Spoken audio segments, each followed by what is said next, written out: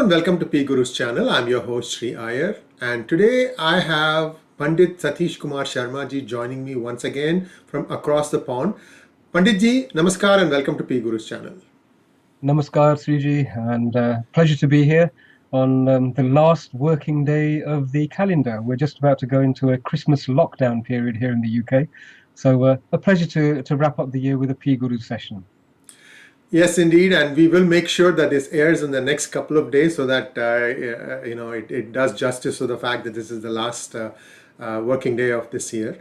Panditji, a lot has been happening, especially in your side of the world, COVID challenges, and then the upcoming visit. So, viewers, we have four topics that we are going to talk about today. And we just want to start off with the definition of the word Asian. There has been some, what I would call as loose interpretation of the word.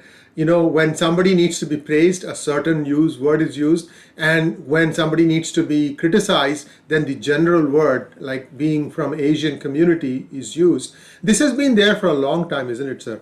Can you kind of explain to our viewers what has been the challenge, and is that now closer to a resolution of sorts? It's a great place to start. This has actually been a success, which I'll come to in a few moments.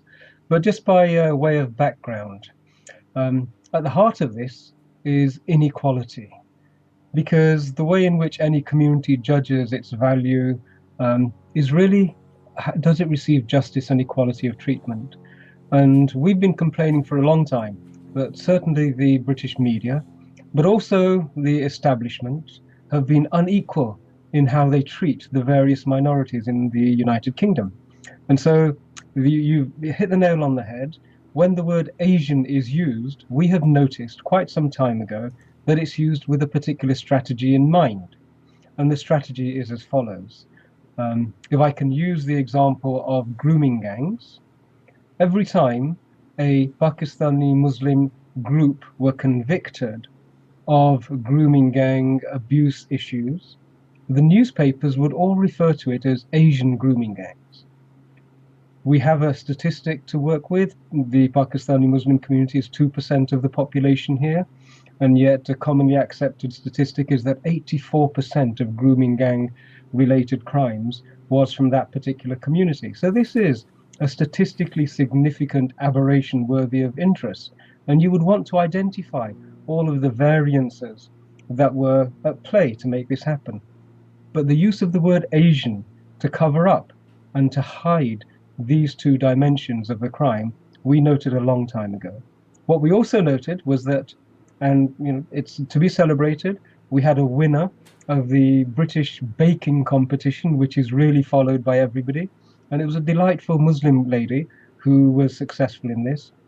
Of course, none of the newspapers declared it as an Asian success. They all declared it as a Muslim success. We also noticed that whenever negative remarks were to be printed about the Indian community, the Hindu community, it was identified specifically as British Hindu, British Indian. So there is an unequal treatment there. And when you paint a whole subset of a community and tar them with a particular brush, it's not an equal statement. It is an injustice that is being done. So we've been challenging this for a long time. Myself, some of the Hindu organizations, some of the Sikh organizations. In fact, an organization led by Lord Inderjeet Singh, we were working very closely with their lead. They were the ones who pressed and provided a lot of data and information. And we have had a success in that the press regulator has issued new guidance just last week, in which they have suggested and recommended that the word Asian not be used because it conceals as opposed to reports news and relevant information. So a big success there, and we're really hoping that everybody will take that on board and stop tarring Japanese, Chinese, Thai, Vietnamese, Indians, everybody in that whole part of the world as being somehow responsible for these crimes. Big step. It's taken a long time, but absolute congratulations and appreciation to the people who challenged this and pushed it through. That's wonderful to know, sir. And since you mentioned the word grooming gangs, If I remember correctly, under the previous Home Secretary, Sajid Javid's term, there was going to be a no holds barred report about this whole thing on grooming gangs. And then, of course, the government changed and Priti Patel became the Home Secretary. And yet, this particular report has not seen the light of the day. So I was, particularly curious what that this report be made public. So I'm going to ask you a rhetorical question, sir. Who gagged Priti Patel? That is, oh my goodness, that's such a potent question. If I can build up to it with a little bit of background first. In 2018, Sajid Javid announced, in response to a huge public outcry, that a report was going to be conducted in the phenomenon of grooming gangs. The numbers were huge, the number of towns where this was happening, the frequency and the horrific details of what was being done was so much that the public outcry demanded a report into this particular issue. And so in 2018, Sajid Javid announced, he's of Pakistani origin, he announced in a very moving statement that he was concerned that he was a part of a community that was engaged, clearly engaged in this activity in a manner which was different to the background statistics. In fact, his phrase was, "We will leave no stone unturned." The report would be thorough, it would satisfy complete transparency, and it would propose solutions that the public would be able to accept and work with. That was 2018, as you say. Priti Patel became the Home Secretary. Sajid Javid moved on to the Treasury Right. as Chancellor. And then everything went quiet for a period of time. Everybody was under the impression that the report was being done, but everything went suspiciously quiet. When people started to press for the report to be released, obviously, Prithiji was very keen to get this report out. She made numerous statements that we're going to release this. Now, there is a rumor that it was her insistence on the report being released which led to the confrontation with senior civil servants, and that may have been a contributory factor to the resignations of some senior civil servants who did not want to comply with her insistence that this report be released. She wanted the full information to the best of my knowledge, and perhaps people weren't as forthcoming, the Sir Humphreys weren't as forthcoming as they should have been to the Home Secretary. But what then happened was that I think a newspaper, yes, the independent newspaper submitted a Freedom of Information inquiry, and that Freedom of Information inquiry was also not responded to. I remember subsequent to it, a statement had been made that it would not be in the public interest. And also a remark had been made, a response had been given that it was actually an internal report. So you can see the civil service squirming here, not wanting to release this information. So the Great British public got together and they petitioned Parliament to release this report. Now, if you get over 100,000 signatures on a parliamentary petition, the government is required to debate the issue. And so the Petitions Office instructed the government to respond to the petition directly. And that's when the government said, okay, we will be making a statement. And last week, what was released was that last statement. A report was produced to satisfy that requirement. Now, there's one thing to note. Remember, I mentioned that the government has said it wasn't going to be in the public interest. So when that statement was made, everybody rightly concluded that the contents were incendiary, that the contents were going to be, they would provide fuel for such public unrest that the Home Office decided it wasn't in the best interests. So we were all expecting a report which really grasped the nettle, identified specific elements which were responsible, and put forward solutions on how they were going to be dealt with. The statement that came out was so watered down. It's been read by many. I've read the report myself, and it is a classic Sir Humphrey cover-up, in that it uses all sorts of language to conceal rather than to disclose. For example, a statement is in there which clearly says that the majority of offenders are white. On the surface of it, one would think, well, okay, fair enough. but the majority of the population in this country are white. And so if we have 98% background population who are white, of course, statistically, the total number is going to be more. But if you have a 2% population and they are connected with 84% of offences, that is noteworthy. And one doesn't conceal that by saying that the majority of offences are committed by people who are white. Now, everybody is capable of reading between the lines, doing their own research, and the response has actually been very, very critical. We are absolutely sure that Priti wanted to have this report released out. We know her personal position on this. She's clearly stated it, that this is a long-running issue. The British people deserve justice, and whatever the problem is, until it's identified, named, and addressed, we can't guarantee the security of the most vulnerable members of the community and society. And many of the people who were victims of these heinous crimes, they've actually come on record to say, in fact, nothing has changed. If anything, the crimes are occurring at higher rates than before. And one of the major issues which the report was supposed to cover was the element that the police authorities did not respond in the manner that they should have when victims came to them and reported. And that was not just in one town, it was in many towns continuously and repeatedly. Now, we are aware that the Home Office is actually also in charge of the police in the United Kingdom. And so clearly the Home Secretary has to maintain the confidence of the police in order to work with them. But one can't just brush it under the carpet. If the offences have been so severe and the police's lack of activity has been so poor, then it does need to be addressed. So that dimension is something that should have been in the report, and yet it's not there. I remember speaking to you about the IICSA, the Independent Inquiry on Child Sexual Abuse, which reported on the churches in this country.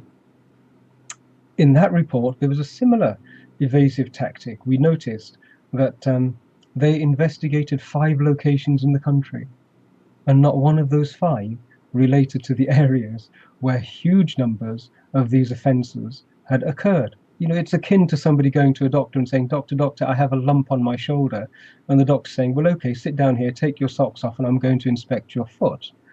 You know, if you want to find the cause of an issue, you actually scrutinize its location. Where is it occurring? And so that was noted by all observers as being a very strange aberration. And so now we have another report which seems to be doing its best to avoid facing the issue as well. One thing that I noticed is a statement which said that the origin, the background of many people is diverse. So the word diverse has been introduced, and it struck me that this diverse word is another of Asian sort of friends, isn't it? By expanding the scope beyond a definition and saying, oh yes, people come from diverse backgrounds. Well, obviously they come from diverse backgrounds. It doesn't reveal anything at all. In fact, it does conceal. And so we have the same strategy which gave us the word Asian now being applied to a very, very serious report. I can't see that this is going to remain the status quo. The public is demanding that a full report is disclosed, that the data that was collected be placed in front of them. The organizations representing the victims are very, very strident about this. So it's not going to end here. And I really do hope that the Home Secretary is given the support she needs to disclose this. It's clear at this moment that she has actually been handcuffed by some sort of internal issue. I wouldn't be surprised if the fact that she has been the target of bullying allegations very recently, she's been the target of multiple criticisms, sustained criticisms, none of which have withstood scrutiny over the last few months. So it may well be that this would have added further fuel to a fire at a time of national emergency, and a decision was made that we don't want to add to the conflagration already, and perhaps it'll be released at a later point early in next year. But this isn't an issue that's going to go away, and I'm confident that Priti Patel, she will do her best to make sure that this issue is dealt with. She would not want her legacy to be that she failed to deal with this most serious of issues. Well, thank you very much for that update on a rather thorny issue. This has been there for a long time now.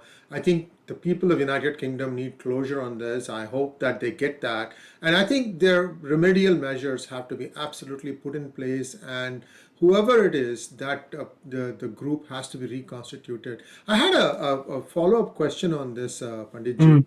Does United Kingdom have the concept of a national guard that exists in the United States? Basically, I'll tell you who a national guard member is. These are people who have served in the armed forces, but they may have since gotten a discharge and they are going back to their families, to their hometowns, but they are always available on a very short notice to come assist the country. Is there a thing like this in the United Kingdom?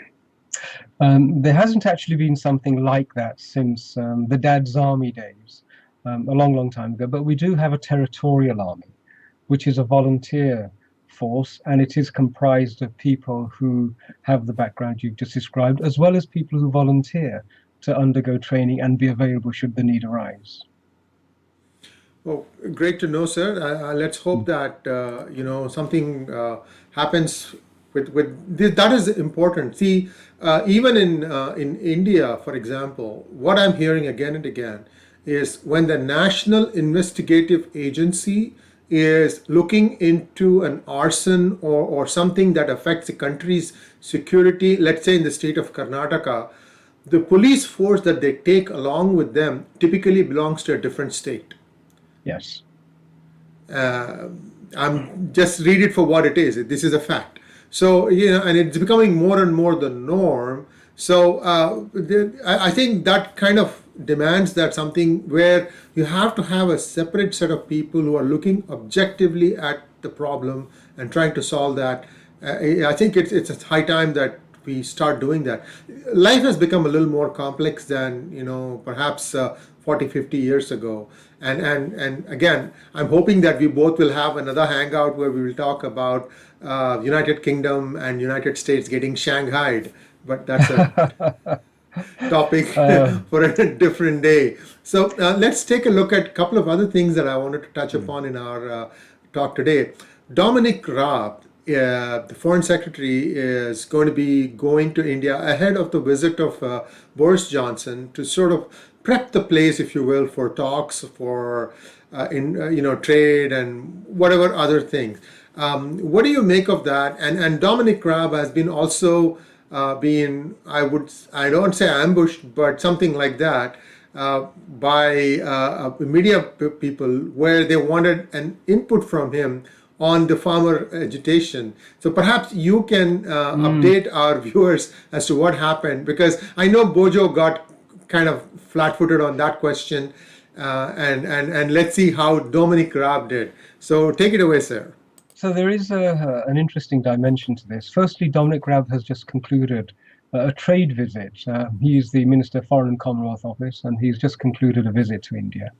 And he was, as you say, giving an interview to a India-based BBC journalist who promptly asked him the question about participating and contributing to the farmers' issue.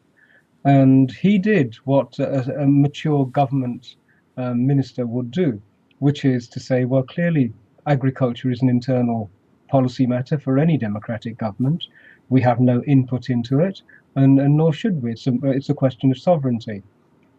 He didn't say it, but you could see that a comparative situation would be if Indian ministers were holding debates and expressing their concern about what's going to happen to the Welsh after Brexit. It would be completely inappropriate. So he recognized the inappropriateness of the question and clearly said, no, we have no input into that issue at all.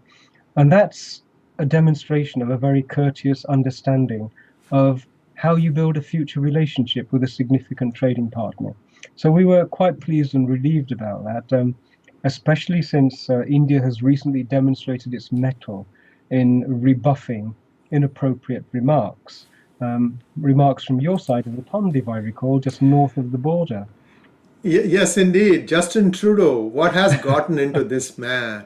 I was for once pleased that the MEA, Subramaniam Jayashankar, played on the front foot that one. In fact, he's been playing on the front foot to other people also. I was happy about his response to refusing to meet with Pramila Jayapal.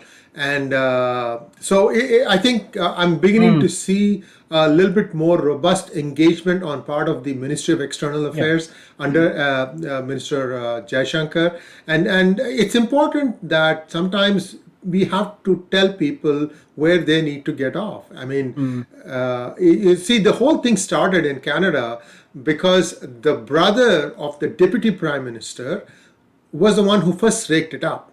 And then it kind of, bubbled up. And then Justin Trudeau felt compelled to make a statement also. mm, And mm. and not to be too far behind, my neighboring constituency's congressman, Ro Khanna, comes out with a statement saying, let's hope that the Indian government resolves the farmers' protests peacefully. Who are you? Why are you saying anything? Anyway, I can speak for hours on Mr. Rokhanna's. I don't know what is discretions and indiscretions about where he should be, focusing his efforts on. But that's a topic for a I different do day. believe, I do believe 2021 is going to be a year in which we'll be speaking of Ro um, extensively. I've been doing a little bit of research into the background and his positioning. But Ro he reminds me of our own parliamentarian Tanmanjeet, Yes. the star of the Punjab, as people mockingly have been referring to him, because he stood up in Parliament and harassed and harangued the government ministers. Everybody is now beginning to feel that Tanmanjeet Ji uses the parliamentary stage to grandstand just for social media sound bites.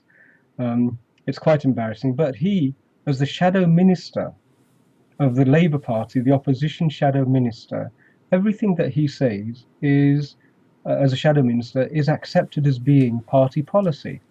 And so the Labour Party is expressing an opinion and trying to participate in an agricultural dispute in a friendly country. Now, I wouldn't be at all surprised if the MEA were not to be encouraged to apply the same principles that they have done to Canada to the Labour Party here in the United Kingdom, because they have persisted in undermining the authority of the Indian government at every step. And so it would be a natural conclusion for them to say, okay, Mr. Tanmanjeet, you have an OCI, but we're going to withdraw it. Keir Starmer, your party has been continuously interfering in our sovereign affairs, and we as a government have decided that we do not wish to entertain diplomatic relationships with you until you adopt a more serious, seasoned approach. Those would be quite reasonable, and I think the direction that we're moving into, those are very real possibilities.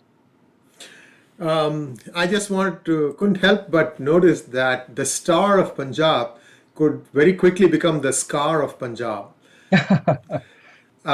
So, moving on to the last topic of discussion today, Boris Johnson is going to be a guest at the Republic Day event. Perhaps he's the chief guest. I don't know. I haven't looked at the Yes, details. yes.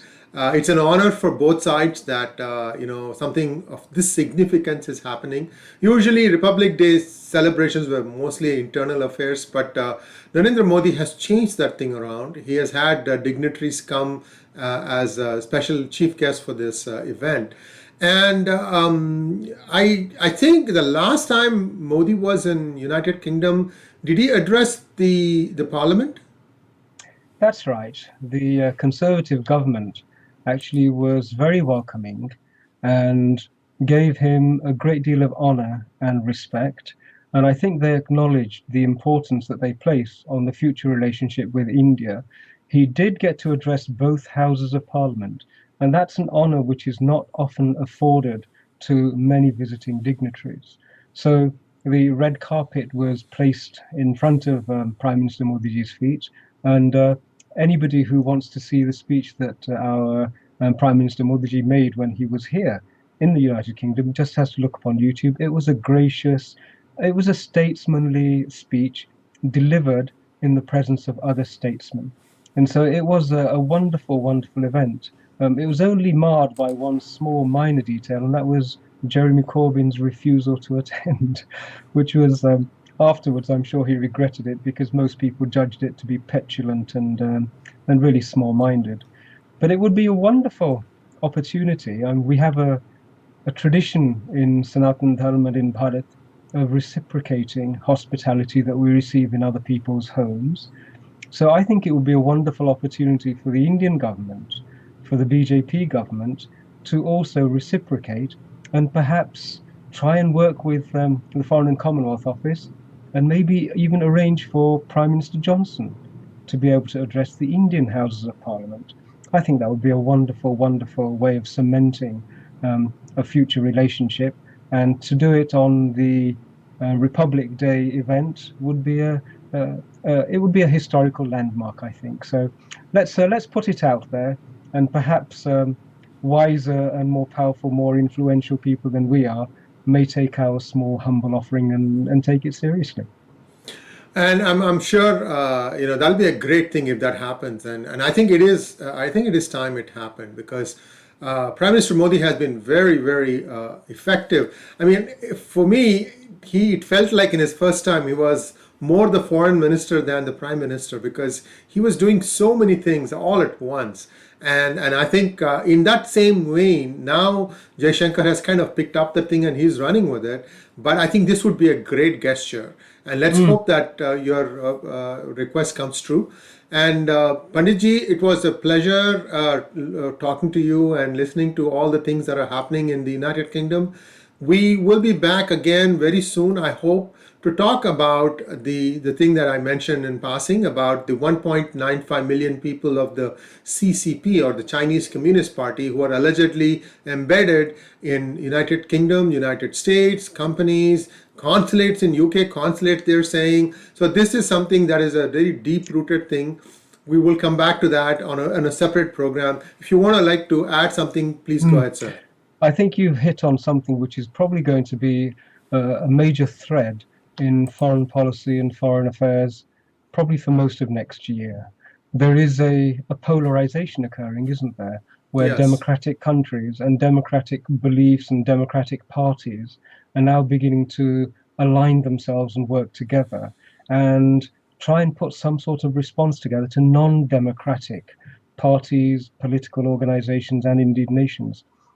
We're seeing this throughout the Middle East. We're seeing this especially with India, and it's going to be an incredible journey to see how the US navigates the next 2 or 3 months while it deals with this issue as well as COVID.